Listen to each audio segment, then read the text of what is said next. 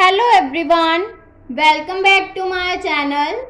Today in this video I will let us start with the chapter number 1, real numbers related to the 10th standard.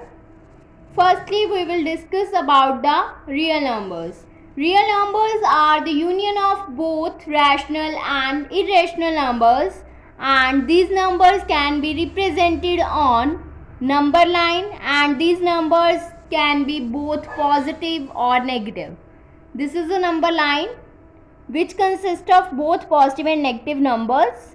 On the left side there are negative numbers, and on the right side there are positive numbers, and these all numbers are the real numbers which lie on a number line.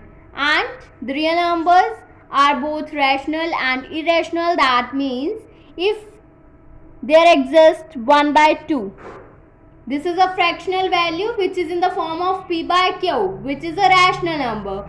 So rational number also lies on a number line which is a real number, and the irrational number like root 2, root 3, root 5, all are the real numbers. For example, 1 by 2, 3 by 2, these are the rational numbers which is in the form of p by q, and irrational numbers like root 2, root 3, these are the examples for the real numbers. Next is the fundamental theorem of arithmetic. Every composite number can be written as the product of the primes in one and only one way. Like for writing 66, firstly we have to do the factorization of 66. And the factorization of 66 is we have to first divide 66 by 2, then we get here 33. Then on 3 we get here 11, then on 11 we get here 1. So 66 is the product of 2, 3 and 11. Similarly we have to do the factorization for 420. So firstly we have to divide 420 on the table of 2, then we get here 210. Then again on the table of 2 we get 105 here, and then on the table of 3 we get here 35. Then on the table of 5 we get here 7. Then on 7 we get here 1.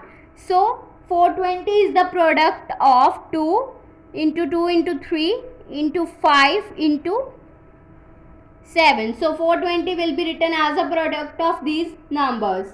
Now we have to find the HCF and LCM using the prime factorization.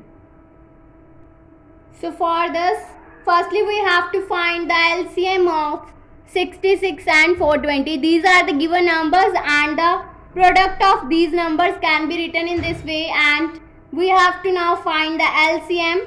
For finding the LCM, firstly we have to do the pairing of the numbers 2 and 3 here. Now we have to take the numbers in the LCM which contains more number of digits. So 2 is containing here 2 times and here is only 1 time. So we have to take 2 from this term, 420. So we get here 2 times. That means 2 multiplied by 2. And then multiply with 3 contains in 66 1 time, and in 420 this is also in 1 time. So we have to write 3 as it is. Now next is 5, 7 and 11. Now for finding the LCM we have to multiply all this.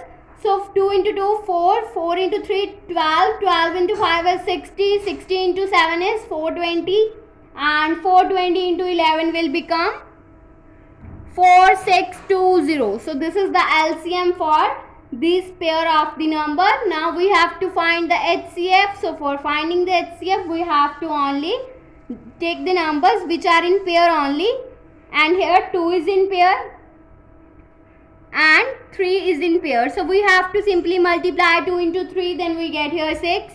So the HCF for this pair is 6. Next is the relation between LCM and HCF. So for finding the relation between LCM and HCF, we have to take first number into second number which will be equals to the LCM into HCF. First number, second number, that means the given pair of the numbers. So now, for example, first number is given 66, second number is 420 and the LCM is given. Now we have to find the HCF. So for this, by using this formula, first number 66 into second number is 420, which will be equals to LCM is 4620 and multiply with HCF. Now for finding the HCF, this term is in division here. That means the HCF will be equals to 66 into 420 divided by 4620. Now here 0 get cancelled out and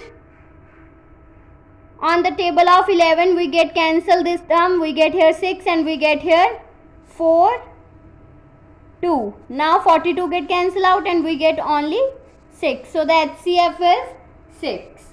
Now next topic is related to the, we have to prove that root 2 is irrational. For proving this type of question, we have to firstly assume that, let us assume the contrary, that root 2 is rational. For proving this type of question, we have to do the contradiction. Firstly, we have to let the contradiction. So we have to assume that root 2 is rational. So if root 2 is rational, then we have to take it as root 2 will be equals to A by B. That means P upon Q form, where A and B are co-primes. Now we have to do the cross multiplication, then we get root 2b, which will be equals to A. Now we have to do the squaring on both sides. Then we get root 2b whole square will be equals to A square. So this will become 2b square will be equals to A square, where A square is divisible by 2 and A is also divisible by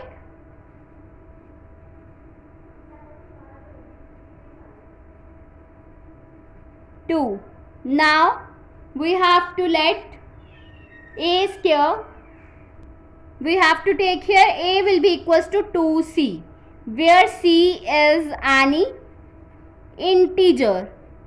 Now we have to put the value of A here. Then we get 2b square will be equals to 2c whole square. We get here 2b square will be equals to 4c square. Now this get cancelled out and we get here 2. So b square will be equals to 2c square. So therefore we have to write it here, b square is divisible by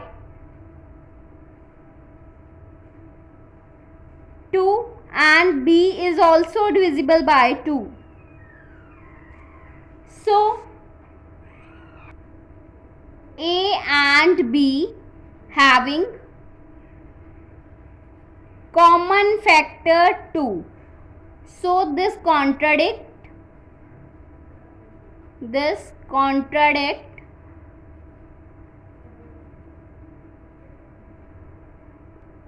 contradiction arises because of our wrong assumption.